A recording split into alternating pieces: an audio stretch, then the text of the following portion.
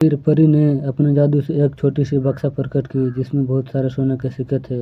उसके बाद परी बोली, सोमल, यह बक्सा भी मैं तुम्हें देती हूँ। अब तुम हमेशा खुश रहना और दूसरे लोगों को भी मदद करते रहना। फिर सोमल बोला, ठीक है पुरानी परी, आप जैसा कहती हो मैं वैसा ही करूँगा।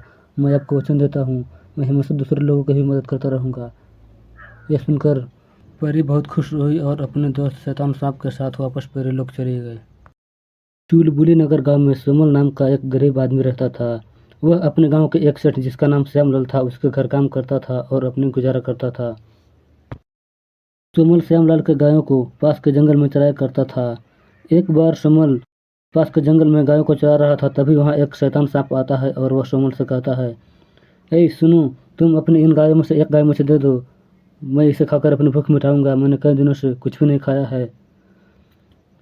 उस शैतान सांप की बात सुनकर सोमल डर जाता है और वह डरते हुए कहता है, नहीं नहीं, मैं तुम्हें कोई भी गाय नहीं दूंगा। मैं एक गरीब आदमी हूँ, मेरे पास कुछ भी नहीं है। ये सभी गाय मेरे मालिक श्यामलाल के हैं। अगर मैंने तुम्हें गाय दे दिया तो वह मुझे काम से निकाल देगा और फिर मुझे भूखा ही रहना पड़ेगा। फिर शैतान सांप बोला, अगर तुम मुझे एक गाय नहीं दोगे तो मैं तुम्हारे सारे गाँव को ले जाऊंगा और खा जाऊंगा। उस शैतान सांप की बात सुनकर सोमल डर जाता है और फिर उसे एक गाय दे देता है। उसे एक गाय देने के बाद सोमल बाकी गायों के साथ घर वापस आ जाता है। घर वापस आ जाने के बाद जब उसके मालिक श्यामलाल ने देखा कि उसकी एक गाय कम है तो उसने सोमल से पूछा, अरे सोमल, तुमने एक गाय को कहाँ छोड़कर आ गया? सोमल डरते हुए बोला, मालिक, आज जंगल में मुझे एक शैतान सांप मिला था।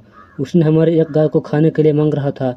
मैंने नहीं दिया तो उसने कहा कि वह एक की जगह सभी गायों को खा जाएगा, इसलिए मैंने उसे एक गाय दे दिया और वह उस गाय को खा गया। यह सुनकर श्यामलाल बोला, अरे बेवकूफ, तूने मेरी एक गाय को बेच दिया और कहता है कि उसे सांप खा गया।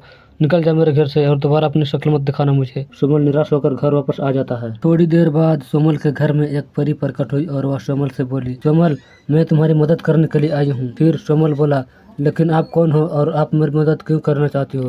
फिर परी ने अपने जादू से एक छोटी सी बक्सा प्रकट की जिसमें बहुत सारे सोने के सिक्के थे।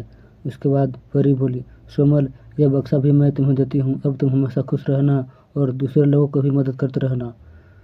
फिर सोमल बोला, ठीक है पुरानी परी, आप जैसा कहती हो मैं वैसा ही करूँगा। मैं आपको वचन देता हूँ, मैं हमेशा दूसरे लोगों की भी मदद करता रहूँगा। यह सुनकर परी बहुत खुश हुई और अपने दोस्त शैतान सांप के साथ वापस परी लोग चली गई।